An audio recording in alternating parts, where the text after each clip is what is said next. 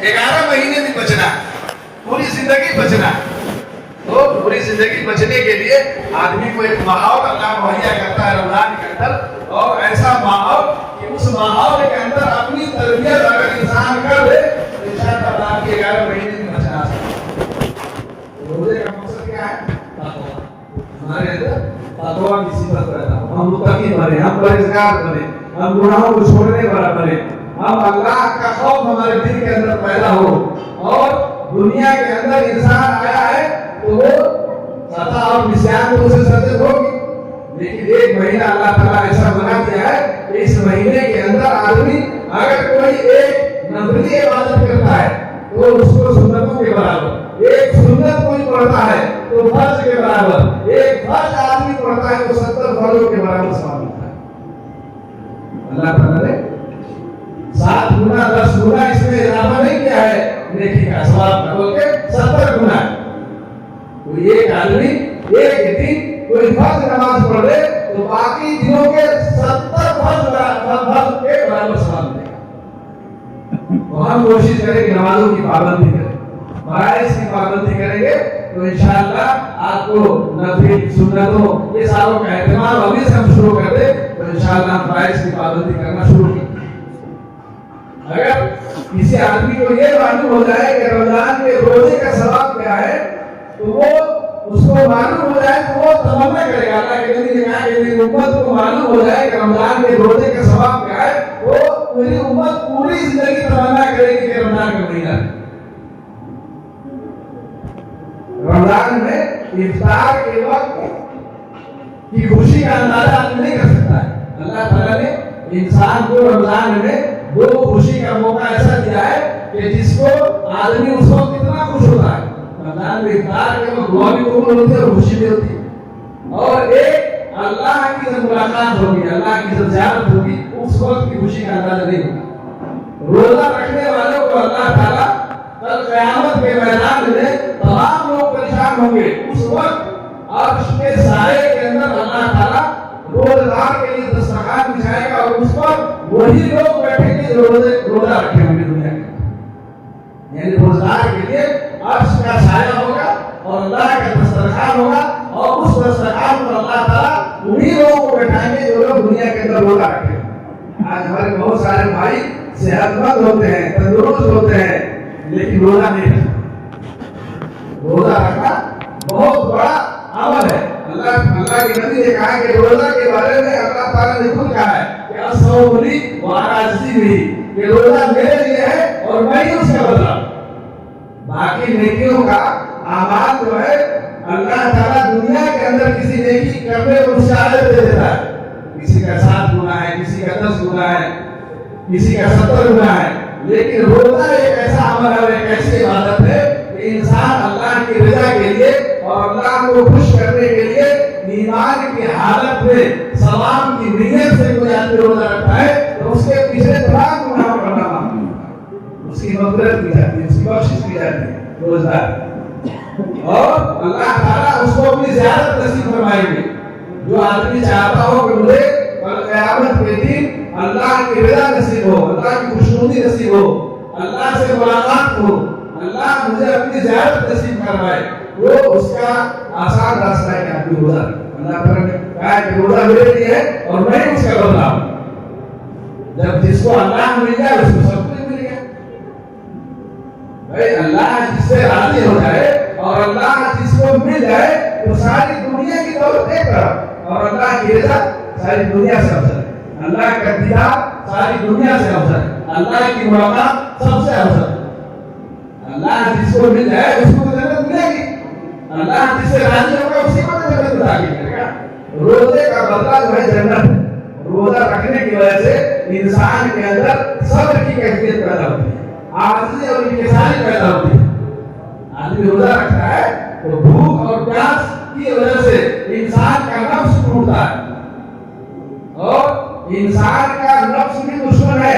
जिस तरीके से शैतान हमारा दुश्मन है, नफ्स भी हमारा दुश्मन है। अल्लाह ताला शैतान को तो जकड़ देता है, अल्लाह ताला शैतान को तो बांट देता है, लेकिन वो नफ्स जो हमारे साथ लगा हुआ है 11 महीने है, वो 12 महीने भी हमारे साथ है। को अल्लाह ताला बंद नहीं करता। नफ्स को अल्लाह ताला कंट्रोल करने के लिए रोजा बंद किया है कि इंसान की नफसानी जो ख्वाहिशात है, भूख रहने की वजह से, प्यास रहने की वजह से नफ्स कंट्रोल में आता है, नफ्स टूटता है। आदमी जब भूख रहता है तो दूसरों की भूख का एहसास होता है, आदमी जब प्यास से रहता है तो दूसरों की प्यास का एहसास होता है। तो इंसान के अंदर गमगुसारी की कैफियत पैदा होती है, इंसान के अंदर हमदर्दी की कैफियत पैदा होती है। एक इंसान दूसरे इंसान के दर्द को समझता है कि मैं भूखा हूँ। लोग दुनिया के अंदर हजारों लाखों तादाद में लोग भूखे हैं। आज फलस्तीन के अंदर हजारों बच्चे पानी की वजह से बिलख रहे हैं, खाना की वजह से तड़प रहे हैं। तो मैं रमजान का रोजा रखूंगा तो मेरे दिल के अंदर एहसास होगा कि जिस तरीके से भूख की वजह से मैं तड़प रहा हूँ, फलस्तीन के बच्चे भी तो इसी तरह तड़प रहे हैं। आज दुनिया के जालिमों ने वो जुल्म किया है, तारीख के अंदर ऐसा जुल्म कभी नहीं। फिरौन ने भी जुल्म किया, बच्चों का कत्लेआम किया। और आज एक फाइल खुला है जिसके बारे में हर पढ़ा लिखा आदमी जानता है कि दुनिया के अंदर अमन के दाई लोग, दुनिया के अंदर पावरफुल लोग, दुनिया के अंदर अपने आप को ताकतवर समझने वाले लोग, दुनिया के अंदर आज सारी दुनिया की बादशाहत का कंट्रोल जिनके हाथ में है, वो लोग उस गुनाह के अंदर मुलविस है। छोटी छोटी बच्चियों के साथ ज़िना कर रहे हैं, उनका कत्ल करके उनका खून पीते हैं। ऐसा फाइल खुला है, एफबीआई के नाम से कोई फाइल खुला है। उस फाइल के अंदर दुनिया के वो मजालिम दिखाए गए हैं। उस फाइल के अंदर कि दुनिया का बड़ा से बड़ा आदमी, ताकतवर आदमी जो अपने आप को कहता है, जो वक्त का फिरौन है, वो वक्त का फिरौन, उसने ऐसा जुल्म किया है जो फिरौन ने भी नहीं किया। 10 साल की बच्ची के साथ कौन ज़िना करेगा? 10 साल की बच्ची को मार करके उसका खून कौन पिएगा? ऐसे जालिम लोग दुनिया के अंदर पैदा हो गए हैं जिन्होंने अपने आप को बच्चों के हुकूक का जिम्मेदार अपने आप को कहते हैं कि मैं ह्यूमन राइट्स का जिम्मेदार हूँ। दुनिया के अंदर बच्चों पर जुल्म होता है तो वो आवाज उठाने के लिए पूरी दुनिया के अंदर उनकी तंजीम है जो आवाज उठाती है, और उन्हीं तंजीमों के सरबराह लोग जो बच्चों के हुकूक की बात करते हैं, औरतों की इज्जत की बात करते हैं और कहते हैं कि इस्लाम ने औरत को पर्दा बना के जकड़ दिया है, वो लोग उसमें औरतों की इज्जत लूट रहे हैं। वो औरतों के जो माफी अपने आप को कल कहलाते थे, उनका नाम उस फाइलों के अंदर। ये जालिम दुनिया के लोग जो अपने आप को दुनिया के हुक्मरान कहलाते हैं, दुनिया के अंदर उनका एक किरदार सामने आया है कि ये मजलूम किरदार, जो दुनिया उसको देखना भी, समझना भी, सुनना भी हम जैसे लोग नहीं चाहते। वो अपने आप को दुनिया के हुक्मरान है, वो दुनिया के जालिम लोग हैं। आज पूरी दुनिया के ऊपर जुल्म का बाजार गर्म किए हुए इंसाफ के नाम पर, बच्चों के नाम पर जो कत्लेआम किया है, औरतों की जो इज्जत लूटी है। तारीख के अंदर ऐसा कभी नहीं हुआ कि किसी छोटी बच्ची का इज्जत मिल करके मुश्तरका तौर पर लोगों ने दुनिया के हुक्मरान ने लूटा, लेकिन आज मोबाइल खुल। लिहाजा मुसलमानों को इबादत हासिल करनी चाहिए और ऐसे लोगों के लिए दुआएं नहीं बदुआएं करनी चाहिए कि अल्लाह इस जालिमों से दुनिया को निजात दिलाए जो फलस्तीन के बच्चों के कातिल है, जो गजा के औरतों के इज्जत के लुटेरे हैं, जिन्होंने कौन सा जुल्म है जो उन बच्चों पर नहीं किया होगा, उनको प्यास से मारा, भूख से मारा। आज ऐसा केमिकल छोड़ा गया है कि जिससे बच्चे गर्मी की वजह से तड़प तड़प के मर रहे हैं, ऐसा केमिकल छोड़ा गया और ऐसा हथियार उनके ऊपर इस्तेमाल किया गया कि तारीख के अंदर ऐसा कभी नहीं हुआ कि छोटे बच्चे उनके ऊपर, एम्बुलेंस के ऊपर, हॉस्पिटलों के ऊपर बमबारी की गई और उनके बच्चों को मारा। जुल्म क्या था कि वो लोग बैतुल मुक़द्दस की आजादी के लिए, क़िबले अव्वल के लिए अपनी जान का नजराना पेश कर रहे हैं। बैतुल मुक़द्दस, हाँ, क़िबले अव्वल वो हमारा क़िबला है, उस पर मुसलमानों का हक है और वो इसलिए हमारे ईमान का हिस्सा है कि हमारे नबी जनाब मोहम्मद रसूलुल्लाह सल्लल्लाहु अलैहि वसल्लम ने वहाँ तमाम अंबिया किराम की इमामत कराई। मेराज की रात में अल्लाह के नबी जनाब मोहम्मद रसूलुल्लाह सल्लल्लाहु अलैहि वसल्लम ने मस्जिद अक्सा के अंदर तमाम अंबिया की इमामत कराई। हज़रत उमर फारूक रज़ियल्लाहु ताला ने उसको आज़ाद कराया। इसलिए मुसलमानों को उस किबला के लिए दुआएं करनी चाहिए कि वो किबला अव्वल है, मुसलमानों का किबला है और उससे हमारा ईमान का रिश्ता है। और जितने बड़े बड़े अंबिया पैदा हुए हैं उसकी वो सरजमीन है।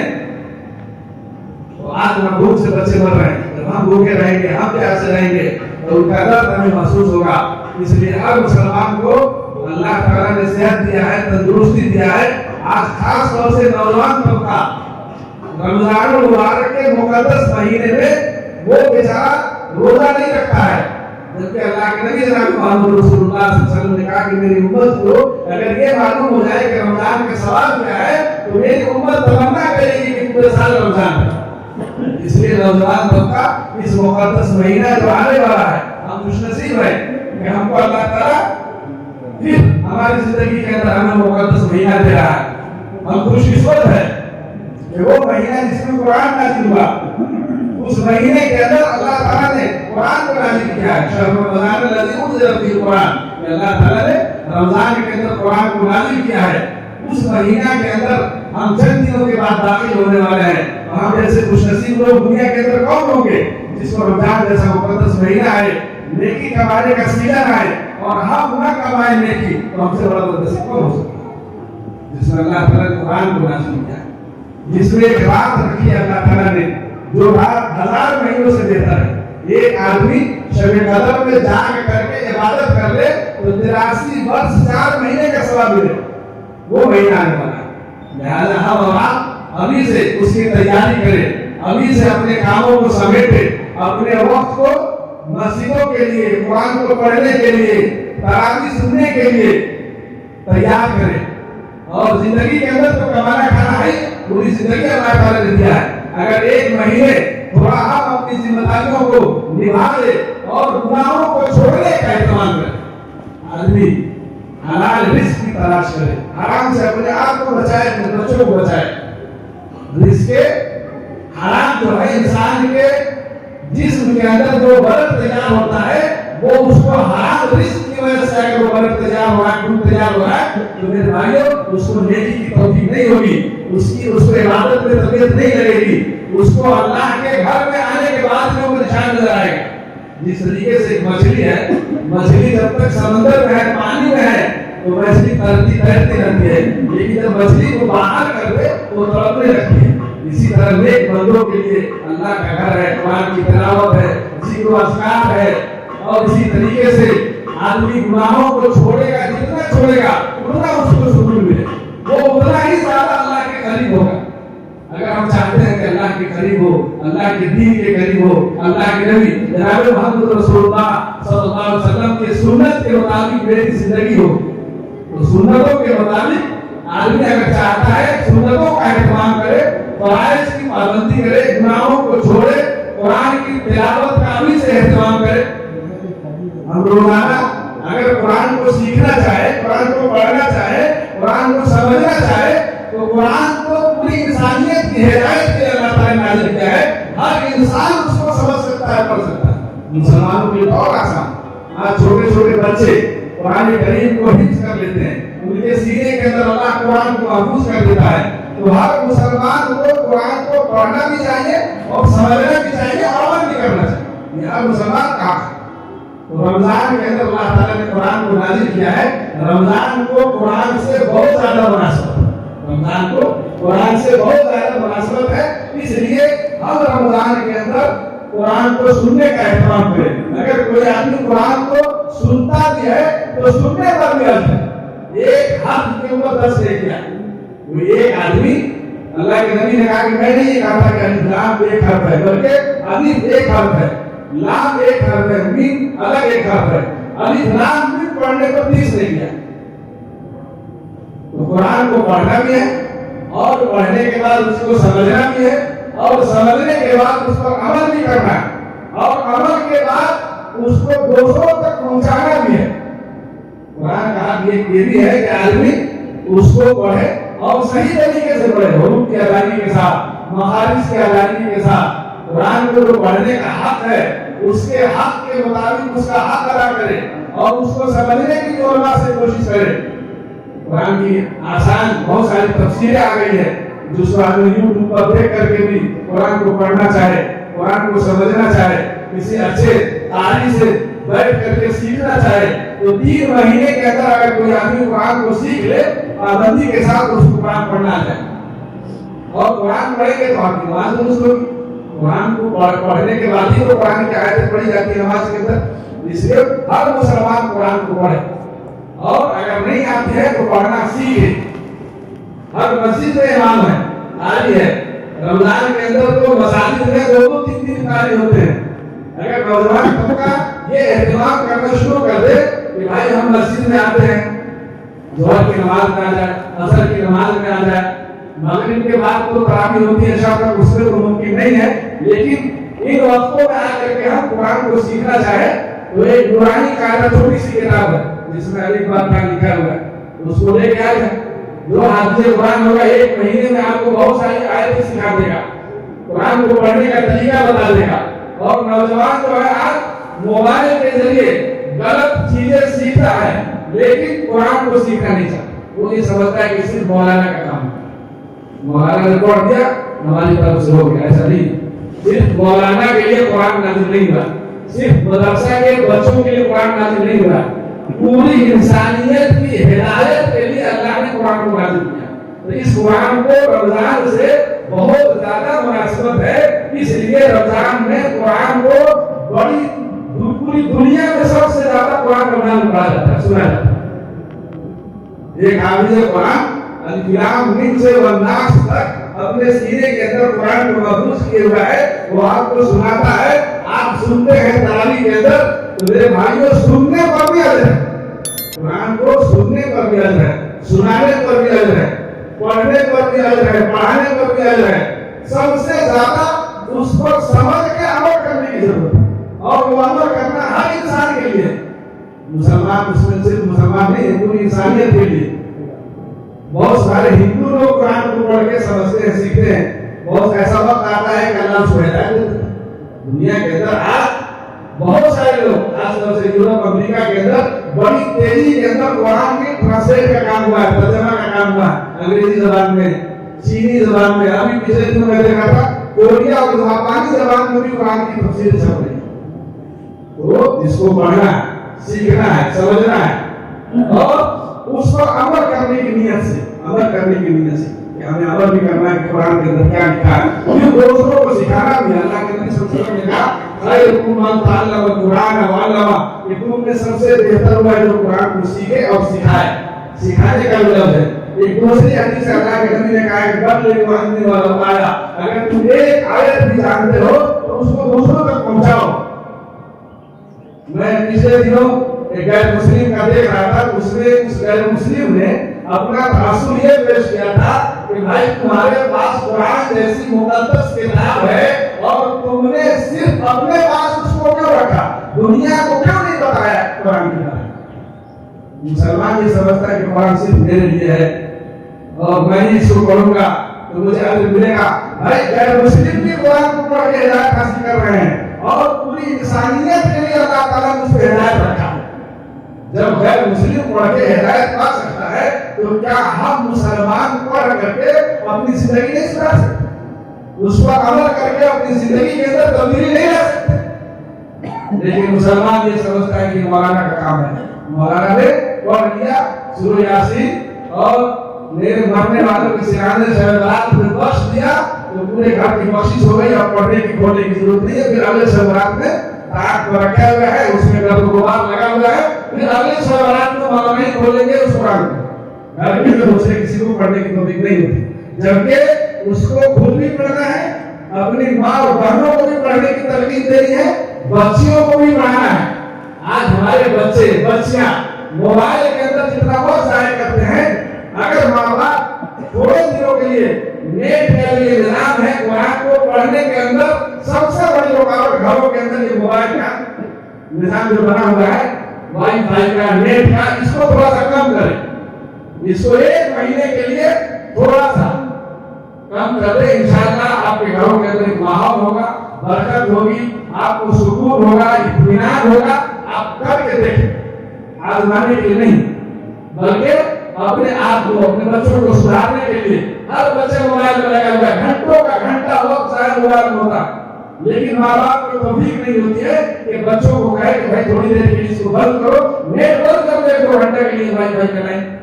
سب مل کر کے فجر کے بعد عشاء کے بعد قرآن پڑھنے کا ایک مزاج بناؤ, رواج ڈالو, जिस चीज का आदमी रिवाज डालेगा अपने घर के अंदर, अपनी बच्चियों के अंदर, अपने बच्चों के अंदर, अपने बहनों के अंदर, माओ के अंदर, बाप को ये कदम पहले उठाना पड़ेगा।